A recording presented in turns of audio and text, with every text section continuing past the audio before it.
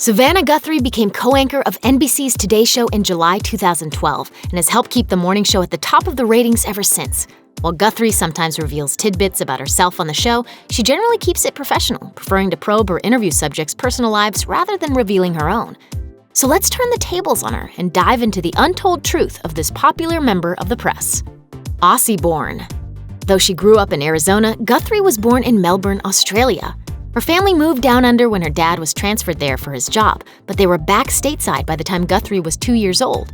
Guthrie told People, "I have no memory of it because I was too young, but growing up and knowing that I was born in Australia was always this interesting, exotic part of my history that I love."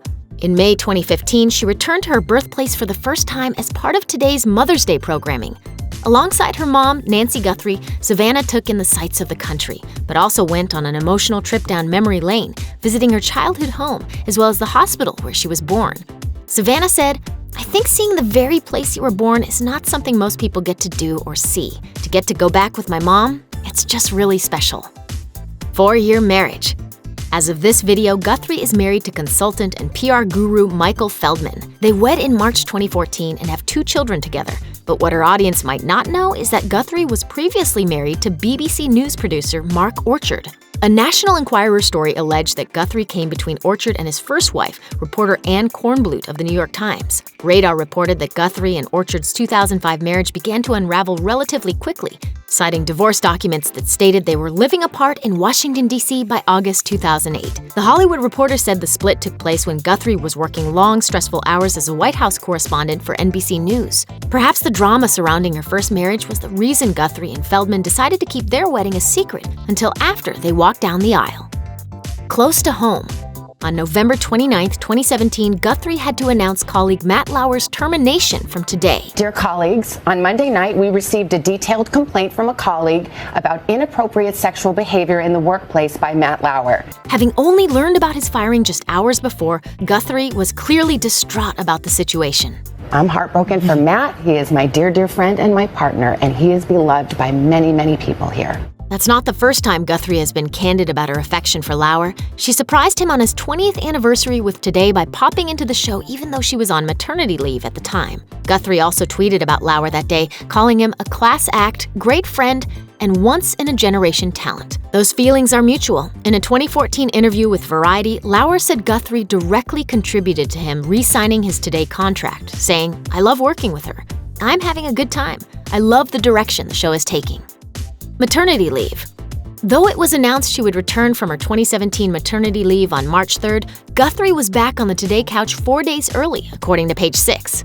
The site also claimed that Today producers begged Guthrie to return because her absence was causing a ratings slide, citing a source who said they needed Savannah to bail them out, so they rushed her for maternity leave. NBC claimed it was because of the influx of news, but the reality is the show was down double digits and they needed her.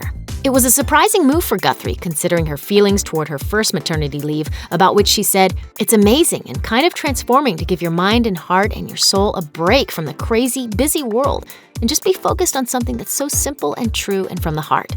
It's just been magical." Eagles fan. Though she was raised in Arizona, Guthrie and her entire family unabashedly root for the Philadelphia Eagles every Sunday during the NFL season. They even wear custom jerseys when cheering on the Birds, like any respectable member of Eagle Nation would. The source of the rabid fandom seems to stem from Guthrie's husband. She once blogged, "Mike insists that his daughter Vale wears her Eagles jersey for every Eagles football game. One time I didn't put it on.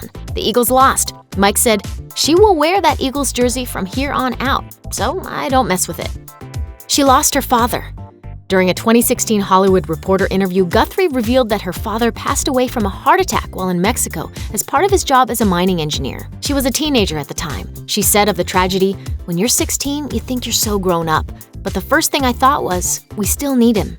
In her blog for Guideposts, she wrote, "To me, at 16, it felt like a betrayal of everything I'd believed in. How could God let this happen to my dad? A good man who was only in his 40s. How could he do this to our family?" She's terrified of frogs.